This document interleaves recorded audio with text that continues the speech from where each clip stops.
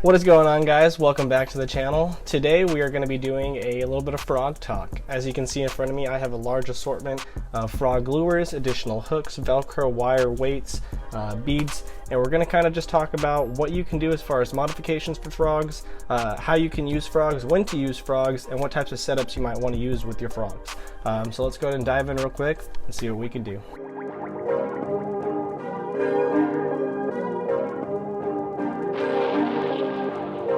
Alright guys, so displayed in front of me are all the different types of frogs I have. I'm going to go over them real quick, different types of brands and what exactly they are. To the right of us we have the hollow body type frogs, in the center we have the soft plastic frog, and then to the left of that we have the poppin' frogs. So the first one we're going to have is going to be the H2O Express hollow body. We have a Spro Junior hollow body.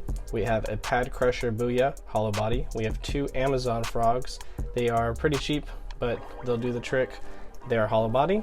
We have the Filthy Frog from Googan, once again hollow body, and then we get to the soft plastic Ribbit frog. To the left of that we have our popping frogs, which is going to be these two by Booyah brand, the Poppin' Pad Crushers.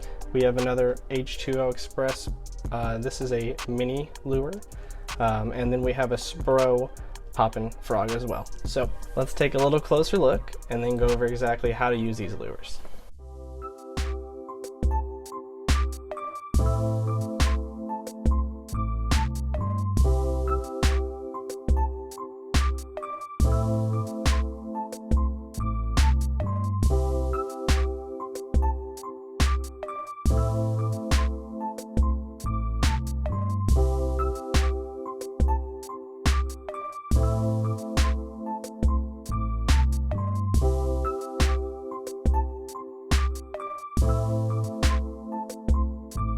Alright guys, so let's talk a little bit about these frogs and how you would use them.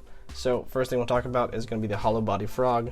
This is going to be your most common frog. This is the basic body and usually the most common type that you'll see people using. This is a junior Spro compared to maybe the Googan bait size. As you can see, completely different size, but same concept. You're going to be using them towards grass patches, lily patches, maybe even a little bit closer towards the open water of those grass beds, and you can walk them, you can hop them over the lily pads and just work them in those grass bed areas and try to get those bass popping out aggressively. So the next type of frog we'll talk about is going to be the poppin' frog. This is probably my favorite type of frog. It's just a little bit more aggressive. It's something that I like to use early in the morning. It's just caused a little bit more commotion, upsets the bass a little bit more, and gets the strikes on top of the water a little bit more aggressive. So the difference between these is we're just going to have the poppin' mouths compared to the hollow body frog. So what that does is when you're bringing it through the water, you have large splashes coming up from the frog, and it just causes a lot of commotion, upsets the bass, gives them a real easy target to find because you're splashing water, and that's when they'll come up and just destroy these guys, and you'll catch yourself a nice bass usually. Alright guys, last but not least we have the soft plastic frog, and the way that you use these is just a weightless hook. You can get a frog hook or you can use a normal worm hook, maybe an EWG hook, and just work those grass areas, toss it out there, bring it a little bit faster. They're a little bit heavier and they kind of sink, so you can work them different patterns. You can kind of bring them in slowly, let them drop, bring them in slowly, let them drop. And they're really good to work in between lily pads. Work them off the top, let them drop down, work them off the top, let them drop down, and yeah, it's a really good technique. It's another good type of frog bait to use, and depending on what type of grass patches you're fishing, this is a good technique to use as well. Alright guys, that's all the different types of frogs that we have here in front of us. Let's go ahead and talk about the different types of modifications that you can do with them. Alright guys, so the first modification I want to talk about, which is probably the most simple one, is just going to be the length of skirt. A lot of these frogs come with long skirts, which is going to kind of mimic the leg of a frog, and you can shorten these skirts to add for a smaller strike zone.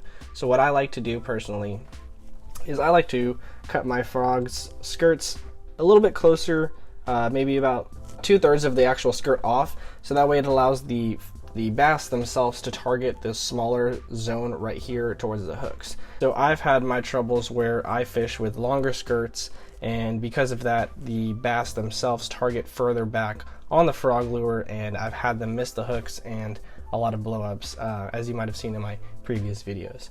So that's one simple technique that you can do, trimming skirts, and anyone can do it. Very simple. The length is completely up to you. You can go completely off. I've heard of people removing skirts completely and adding on flashers, blade baits. There's all sorts of things you can do.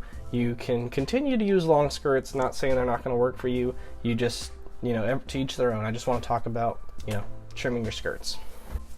Alright guys, so the next type of modification I want to talk about is adding weight or BBs to frogs. So I've seen a lot of different videos or vloggers or people talking about adding weights and BBs and different types of things to frogs to add a rattling sound, to add more weight. There's different types of ways to do this. For example, what you want to do is you want to cut a slit on the top of the frog like such. Just large enough to insert some BBs from a BB gun, or you can use some tackle from your own tackle box and drop a drop shot weight in there. There's plenty of different things you can do to add extra weight. You can use a Texas rig weight, pop it in there. Another thing you can do is add a bead in there with the Texas rig to add that knocking sound, which is obviously going to add more attraction for the bass, and just a cool little modification that you can do with lures as well. So that's number 2. Alright guys, the next modification we're going to talk about is Velcro. So personally, I've never tried this. I've heard it from another friend of mine, but adding Velcro to the bottom of your frog lures, it adds an additional grip for these bass. If you've felt bass's lips before, they're kind of like a cat's tongue or something, very grippy, like sandpaper. So what this does is once those bass kind of grab that lure, it helps lock their lip to the bottom, and obviously causes the hook to come out a little bit harder, and it allows the hook set to be a little bit easier. So this is supposed to help you out. You want to add the soft velvety side, not the hard bristly side, and what it does is it just kind of allows that bass's lip to hook on like Velcro, and all of a sudden you have them on the hook a little bit easier. So that's our 3rd modification. Okay guys, so the 4th thing I want to talk about is trailer hooks. So the idea of adding a trailer hook is just enlarging the strike zone of the frog. So like I was talking about earlier, sometimes when you get these fish striking at the longer skirts, they miss. So what you can do is actually add a trailer hook onto these frogs, so that way it gives it a lot bigger of a target area to hook these fish. Not only do you have the trailer hook, but you have the 2 hooks that are still on the body. All these are going to help you obviously get a hook set on these fish. And if you want to know, you can buy these hooks pre-made offline on Amazon for about $10 for 2 hooks. To be honest, it's a little pricey, but I just wanted to kind of try them out myself. But what you can also do is get some wire for hanging pictures, maybe even a paper clip, and just go ahead and make it yourself. Get it yourself a little number 1 hook and some wire, and as you can see, what I did on this one was just spin it around, add a little area in the center where the hook couldn't move, and then make sure that these were wrapped around both ends, and now I still have myself a trailer hook.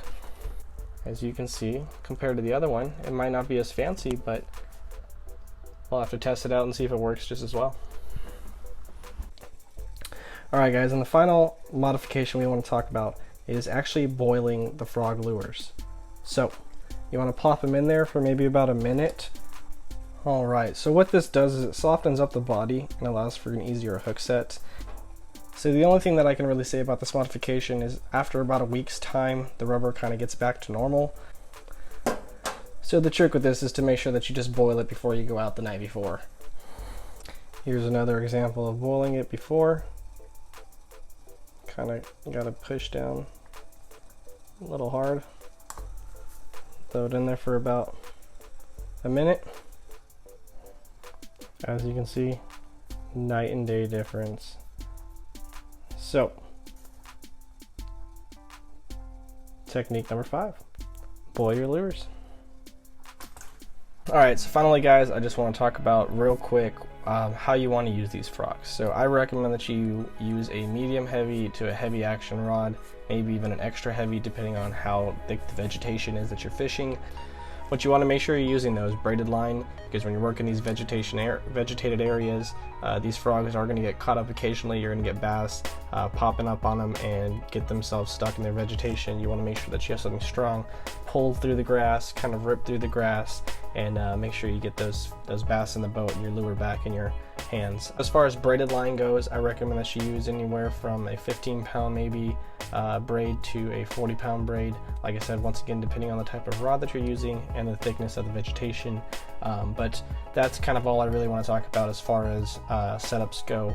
It's kind of up to you. It's kind of up to where you're fishing, what type of setup you want, how light you want it, how quick of an action you want it. That's all going to vary based off your own preference. So yeah, that's going to kind of do it for us today, guys. I just wanted to go over exactly all these modifications you can do for frogs, how to use them, different types of setups, and just kind of give you guys a little bit more information for yourselves to try it out. So if you have any questions, please let me know below in the comments, and we'll see you guys next time. Peace.